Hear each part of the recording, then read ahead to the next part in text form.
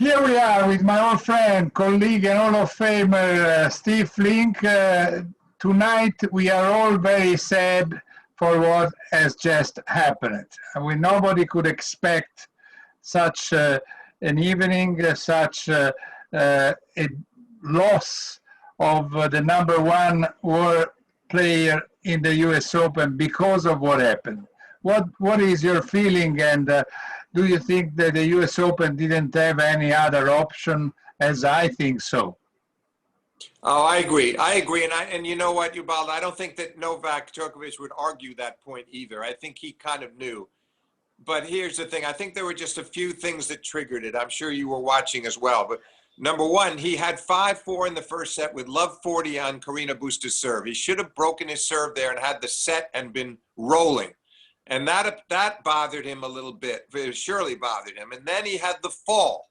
He fell down and didn't land right, and he hurt his shoulder, which required the trainer. So Djokovic was now bothered by that.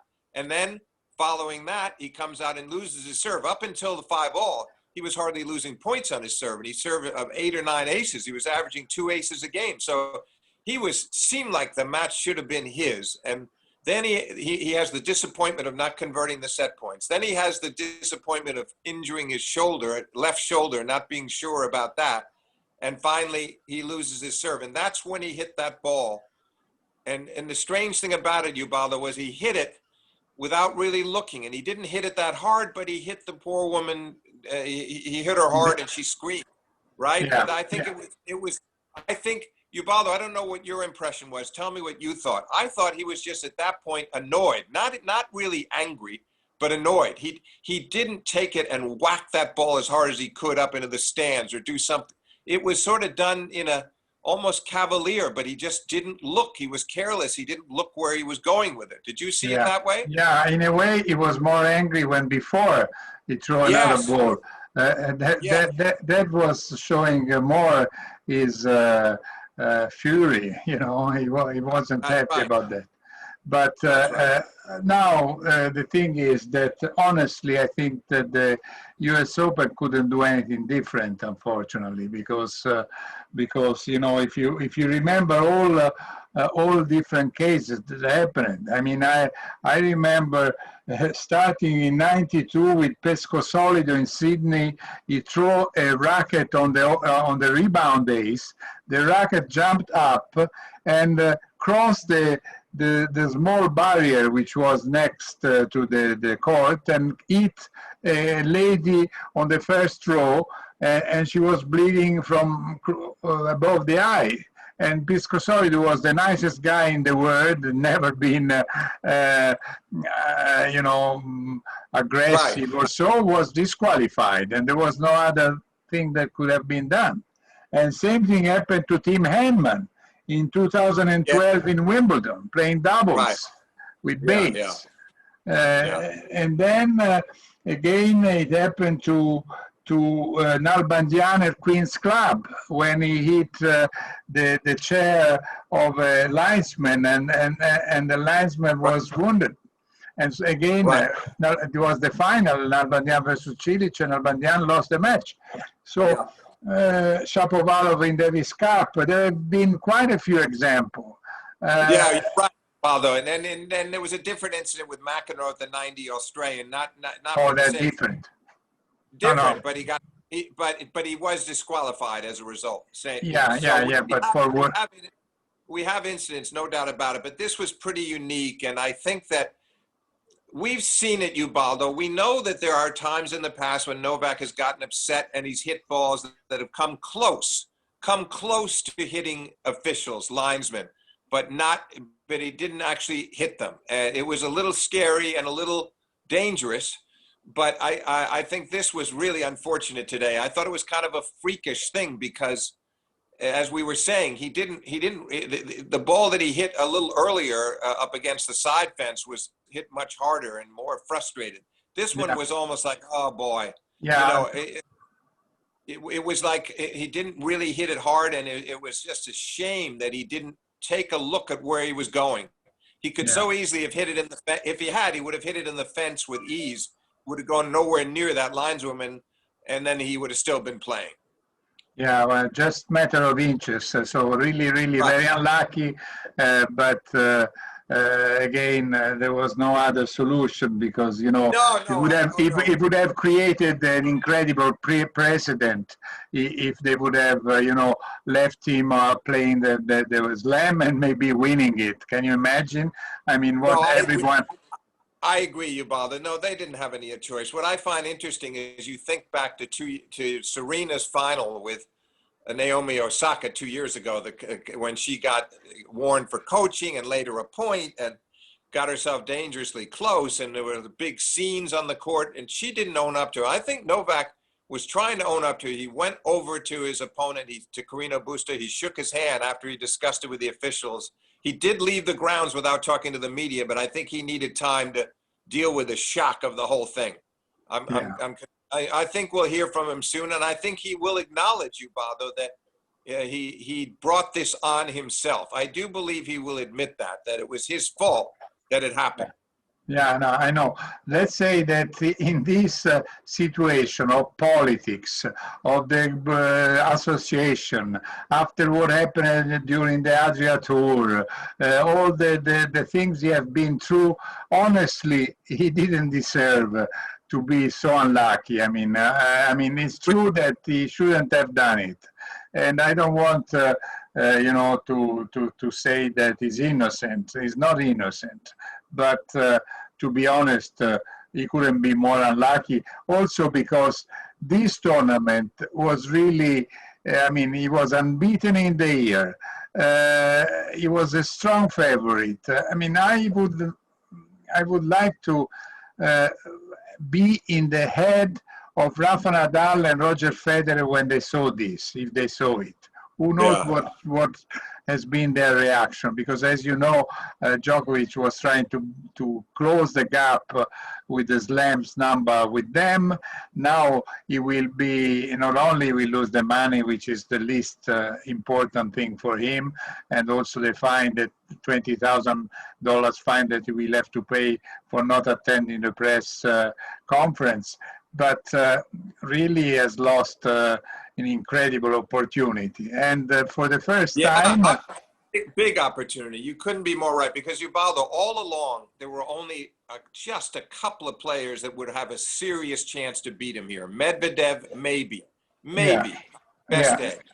yeah, If Cespedes had stayed in the tournament, maybe. Zverev, maybe. But it was so unlikely, the way he was playing, the confidence that he had, that anybody was going to beat him here in New York. He had yeah, won Cincinnati. He was well prepared. It was all there for him. And I just think he was unlucky. Everything that happened today was unlucky.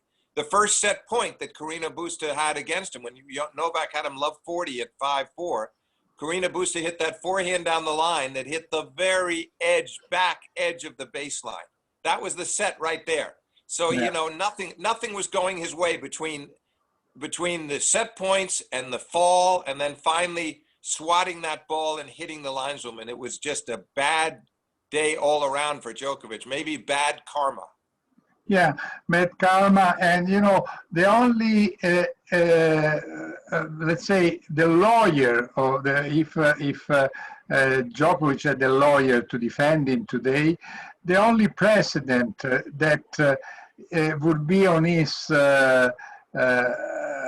defense is what happened last week in Cincinnati. In Cincinnati, New York, with Yeah. Bedene, because Yes. Bedene hit a strong ball and hit a cameraman. It's true that the ball Right. first touched another pole or fence or whatever, and then he went on the cameraman. You're right. It hit the fence first. That slowed it down a little bit. Then then went up and hit the cameraman. But Yeah. Ubaldo, that was interesting, because Lars Graf came out on the court, the referee for the ATP, and he decided that it was enough to do a warning. Because the cameraman said it was nothing. It was Yeah. nothing. And this is where the bad luck was, because Novak, he happened to hit the woman so squarely, and so she was so stunned, she screamed. I'm sure she's fine. I'm sure she's going to be fine. We're all relieved Yeah, but about she that. was shocked. She was Well, she shocked at was the beginning. shocked.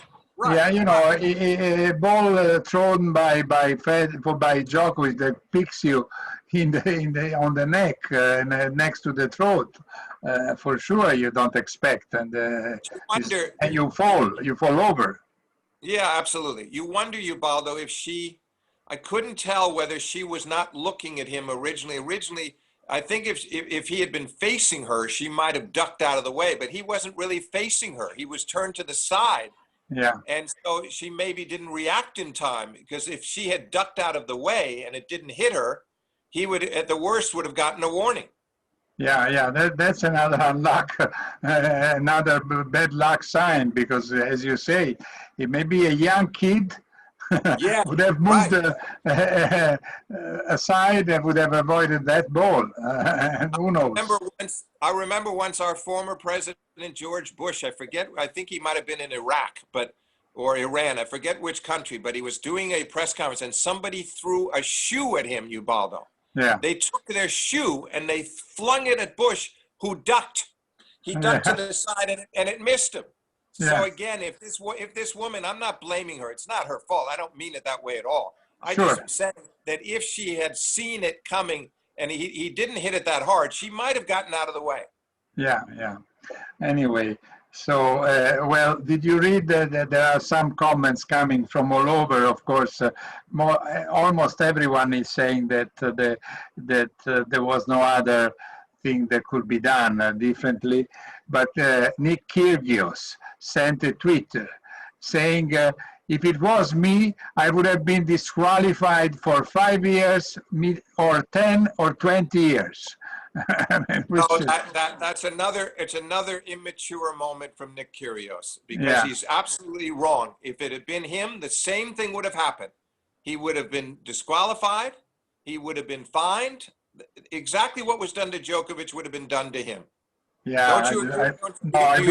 I do agree. Let's say that the people would have been more, how can I say, not aggressive, but they would have talked about him differently, because honestly, he has behaved many times in a different way compared to Djokovic. Djokovic many times got angry, but never in a very bad way. He never threw the chairs on the floor. Right, exactly. But also, Ubaldo, you and I have seen this, and you and I have commented to Djokovic himself. He's a great sportsman. When he loses he's had some very nice reactions congratulating Wawrinka when Stan beat him in the French final in 2015. He can be very generous with the people that have beaten him. I don't see that necessarily in Nick, and I don't think Nick should be commenting on anybody's behavior. I know, but maybe he likes to have fun. So, and then it is on his way of being. I mean, it's a consequence of his way. But I do agree with you. Anyway, the only thing is that now the tournament changes a lot. In terms of favorites, the tournament becomes really open to many players. First of all, we will have for the first time a player born in 1990. We never had any till now. I mean, Djokovic was the oldest player on the field. And Pospisil, who is the co-president of the PTPA, he is the oldest, but he's 30 years old and born in 1990. So we will have a new winner, a new slam, the number 150, because until now there were 149 players winning the slam. Right. And so there will be one, and who knows who will be, because... No, Ubaldo, stop right there. That's our job. Our job now is to say who it will be. Well, our job, Steve, yesterday, we must say that we were not maybe you better than me, but I was convinced that Kvitova would have won versus Rogers, and I think you too. Brady and Kerber, I thought that Kerber was going to win. You were a little bit more Philo-American because you did like Brady chances, but Yeah. we both thought, and then of course we thought that Djokovic would have won versus Carreno Busta, which Yeah, didn't but happen. Ubaldo, it's true. It's true that we miss some, and that's the risk we all take in our jobs is we have to, but we must at least give it a try right now. And my feeling is of the guys left in the field, the most likely winner is Medvedev. Well, I think Medvedev, but I hope it's Berrettini, as you can Yeah, imagine, because I Berrettini, think. I feel I would have preferred that Berrettini was on the other half, because to be honest, nobody really convinces me between those one who are in the half of Djokovic. I mean, okay, Zverev is probably the one who has more, CV background. I mean, curriculum vitae, a good palmarès. He won the ATP finals, but in the slams never did so well until now. But I would see him favorite versus both Chorich or Thompson. Whoever Yeah. will win, well, Shapovalov, we have to see. Tonight he's still playing. When we're talking, he has to play Okay. Chori, play Go Goffin, Yeah. and it's a very open match. So, but I think that on the other side there is a team who, by the way, is the number 2 seeded. Aliassim, who is probably the young player who is more promising, the best prospect. Well, here's the thing, Ubaldo, here's the thing, just a quick interruption. I believe that I understand why you hope Berrettini, and Berrettini has a chance if he plays Medvedev, no doubt about it, a chance. But my feeling is if Medvedev wins that, and Medvedev plays if he plays team, I like his chances. And if he plays Zverev, I also like his chances. I feel like he would probably beat either one of those guys. Do you agree with that? Yeah, I do agree. I do agree. I must say that the winner between Berrettini and Rublev could be the strongest opponent for Medvedev. Because also Rublev, who knows Medvedev since they both were 11 years old. They know each other so well. Yeah. The Berrettini with his serve is dangerous for anybody. Rublev with his baseline strokes, forehand and especially backhand, is very dangerous. So I think Medvedev will beat Tiafoe. And then if he goes over the winner between Berrettini and Rublev, then as you say, probably he may win the tournament. Yeah, listen, it's going to be interesting. I just feel like having seen Medvedev playing against Thiem, having seen him playing against Zverev, I think both of them are a little fearful of Medvedev. They feel like he doesn't miss enough. It's hard work for them to get through him. So but I hope we get one of I'm sorry to say for you, because I know you want Berrettini. Yeah. I would prefer to see Medvedev against either Thiem or Zverev. That's the match that I would want to see settle the title. Yeah. Well, of course. Anyway, we are not going to influence the result. we have our different hopes, but I do agree that Medvedev should be now considered the top favorite. Yeah. Anyway, but at the end of it, I am really sorry for what happened tonight, because to be honest, before the tournament started, we were saying maybe the women tournament should have an asterisk, because there are 6 of the top 10 players who are not there, because after the COVID, the tournament was. There were many players we didn't have any idea if they were well prepared or not. We saw Pliskova getting out very, very quickly of the tournament. Now I wonder, do we think that this tournament will have an asterisk in some years? Because only if the winner of this tournament will win many more slam, then maybe we will forget. But that if this is the key. You just put your finger right on the pulse of it, Ubaldo. That's the key, that if Team wins it, or Medvedev wins it, or Zverev wins it, that they go on to validate it with more majors in the future, as opposed to it being their only major. That's going to be a very important part of it. But they're all very fortunate, Ubaldo, because Djokovic was clearly unbeaten on the year, as you said at the start of our talk here. Yeah.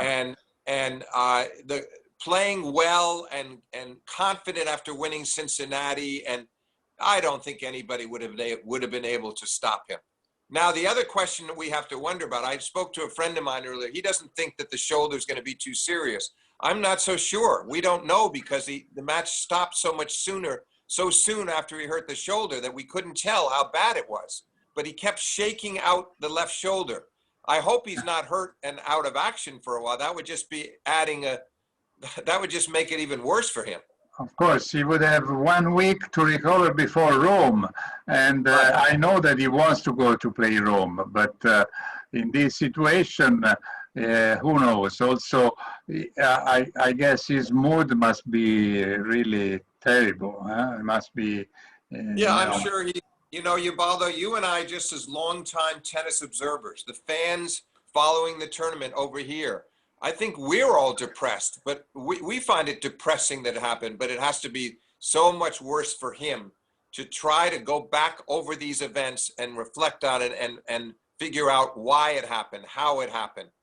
And then he's also, I'm sure he's still a little concerned about the shoulder too. It was a pretty harrowing day for Novak Djokovic. Yeah. Listen, Steve, I think we said all what we could. Again, we are sorry, but we will follow this tournament in a way becoming more open. And we cannot forget in the next days to remember what happened tonight. But we do hope that we'll still see some great matches, and we hope that the winner will be one who will be able to confirm himself in the future tournaments and majors. Absolutely, it'd be a good thing for the game if that happened, because you don't want that whoever the player is to have to worry about an asterisk next to his name, and that's just not good for tennis. And unfortunately, there are those players that we discussed that could be worthy of the title, and that we would expect could go on to win more majors. I certainly would expect it from Thiem. If Thiem were the winner, I'm convinced he will one day win the French. And Medvedev strikes me as the kind of guy that would go on to win more, and Zverev as well. They're all three of those guys are very prodigious players in their own right. Yes, and I do hope Berrettini, if I may add so. Okay, well, you can put Berrettini in there too. That's okay. Okay, listen, thanks again to my friend, old friend, colleague, and Hall of Famer Steve Flink for being with Ubi Tennis, and we will talk soon again about this unpredictable and anyway, very interesting US Open. Yes, thanks, Ubaldo. Thanks for having me on.